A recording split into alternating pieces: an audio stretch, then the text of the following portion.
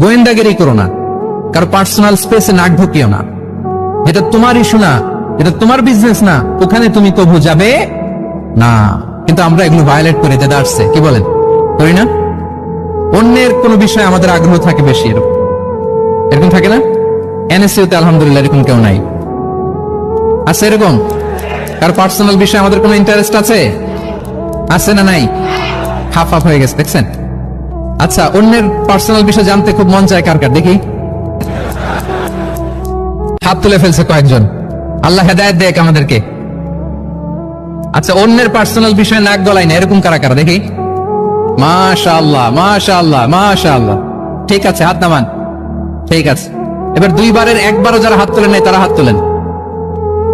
আপনারা কি করেন?